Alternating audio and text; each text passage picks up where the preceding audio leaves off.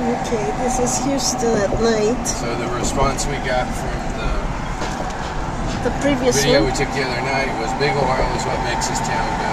And cheap labor. Yep, that's And true. cheap labor from Mexico. And that the downturn's going to hit here very hard when it hits.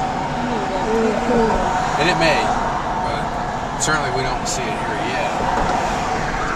I think several things that stand out. One is it's so huge here because it has a big enough base that it can absorb.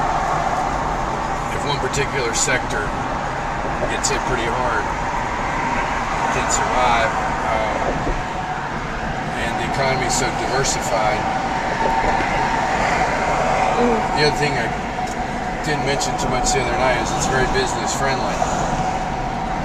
So that if you build something, if you make something,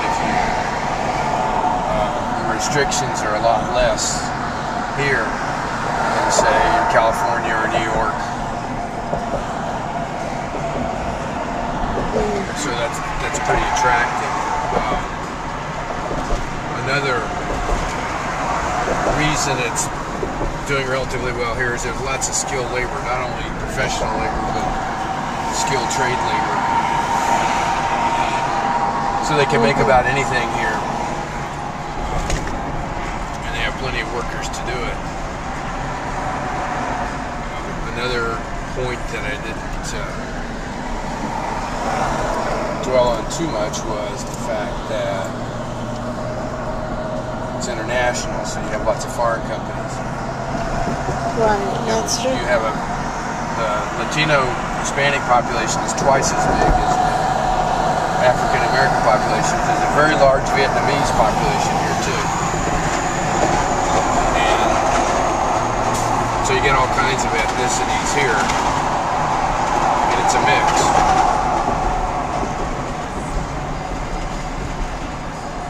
And then of course there's no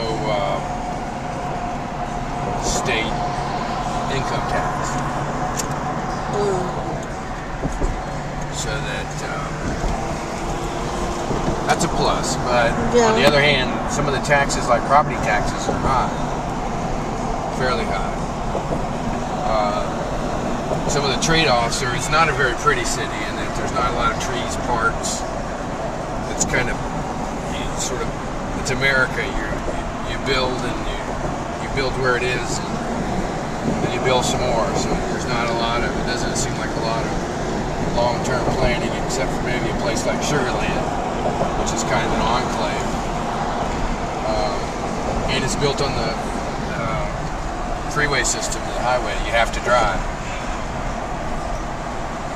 So at some point, and of course oil is fairly cheap and plentiful here, but if the oil ever gets crunched, this would be really hurt because it's, but right now it seems to be doing pretty well. And of the 20 states we've been in, or the 22 states we've been in, roughly half the states in the last year, a little over a year, this is probably by far the most economically vibrant area. And one other point is that it has room to grow, because once you get 40 or 50 miles north of downtown Houston, you're in the suburbs still, but then it turns to ranch land and woods, and so there's plenty of room to grow. And at some point what we'll probably see are these satellite types of cities with mass transit, like bullet trains, or to take some of the load off the highways.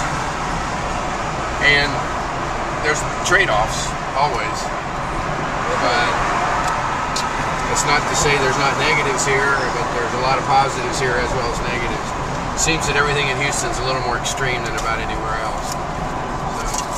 So it's interesting. We'll put this one up and see what other comments we get on the Houston videos. Okay.